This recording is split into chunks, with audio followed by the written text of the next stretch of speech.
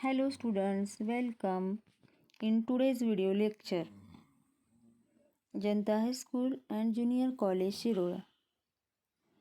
इयत्ता 6वी, विषय सामान्य विज्ञान, विषय शिक्षक सौ जगदाळे आर.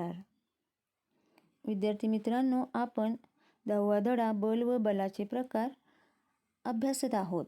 मागच्या व्हिडिओमध्ये आपण बलाचे प्रकार यामध्ये स्नायू बल आणि यांत्रिक बल याविषयी माहिती घेतलेली आहे. आजच्या व्हिडिओमध्ये आपण गुरुत्वीय बल आणि चुंबकीय बल याविषयी माहिती घेणार आहोत. एखादी वस्तू बल लावून वर फेकली की थोड्या उंचीवरून जाऊन ती परत खाली येते. असे का होते? झाडावरील फळे जमिनीवरच का पडतात? तर पृथ्वी सर्व वस्तू स्वतःकडे खेचते. पृथ्वी जे बल लावून वस्तूंना आपल्याकडे खेचते त्यास गुरुत्वीय बल असे म्हणतात. पृथ्वी जे बल लावून वस्तूंना आपल्याकडे खेचते त्यास गुरुत्वीय बल असे म्हणतात. या गुरुत्वाकर्षणाचा शोध सर आयझॅक न्यूटन यांनी 17व्या शतकात लावला. पृथ्वीचे गुरुत्वीय बल हे नेहमी वर जाणाऱ्या वस्तूच्या विरुद्ध दिशेने असते. त्यामुळे वर फेकलेल्या वस्तूची गती कमी कमी होत जाते व शेवटी ती शून्य होते. मग ती वस्तू आणखी वर न जाता खाली पडायला लागते. खाली पडताना तिच्या गतीत गुरुत्वीय बलामुळेच सतत वाढ होत जाते. बघा, एक कृती आपल्याला करून पाहायची आहे. तर यामध्ये एक लहान दगड आणि बादलीवर पाणी घ्यायचं आहे. बादलीपासून साधारणपणे 20 सेंटीमीटर उंचीवरून दगड पाण्यात टाकायचा आहे.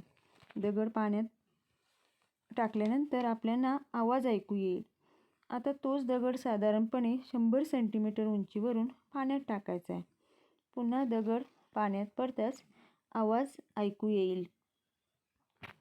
बघा, त्याचबरोबर आणखीन एक कृती आपल्याला इथं करायची आहे.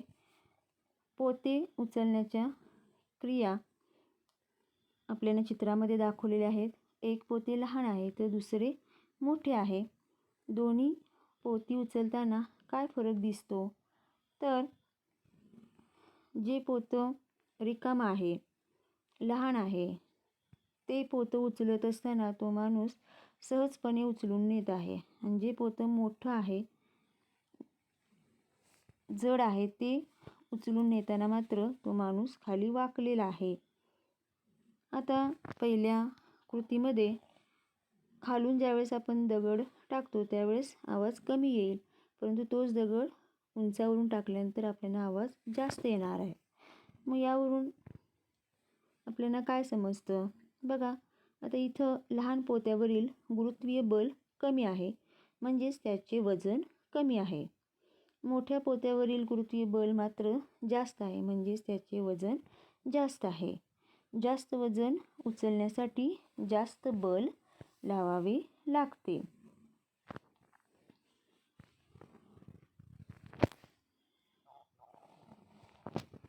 चुंबकीय बल. आता टेबलावर एक चुंबक ठेवायचा आहे आणि एक मोठा लोखंडी खिळा चुंबकाजवळ न्यायचा आहे. तर खिळा चुंबकाजवळ नेल्यानंतर तो चुंबकाला चिकटतो. आता चुंबक हवेत खिळ्यापासून दूर उभा धरायचा आहे. तर काय होणार आहे बघा, खिळ्यापासून चुंबक जर आपण लांब ठेवला तर त्यावेळेस तो चिकटणार नाही, परंतु खिळ्याच्या जवळ चुंबक नेला तर तो त्याला चिकटणार आहे. म्हणजेच चुंबकामुळे लावल्या गेलेल्या बलाला चुंबकीय बल असे म्हणतात. चुंबकामुळे लावल्या गेलेल्या बलाला चुंबकीय बल असे म्हणतात. वस्तूचे वजन करण्यासाठी वस्तू ताणकाट्याच्या हुकाला टांगतात. टांगलेली वस्तू पृथ्वीच्या गुरुत्वीय बलाने खाली ओढली जाते. त्याचवेळी स्प्रिंगच्या ताणाचे बल हे वस्तूला सतत वर ओढत असते. ज्यावेळी स्प्रिंगचा ताण आणि पृथ्वीचे गुरुत्वीय बल समसमान होतात त्यावेळी वस्तू स्थिरावते. या स्थितीत काट्यावरील मोजपट्टीवरून गुरुत्वीय बल समजते, म्हणजेच वस्तूचे वजन समजते. वस्तूवरील गुरुत्वीय बल म्हणजेच त्या वस्तूचे वजन होय.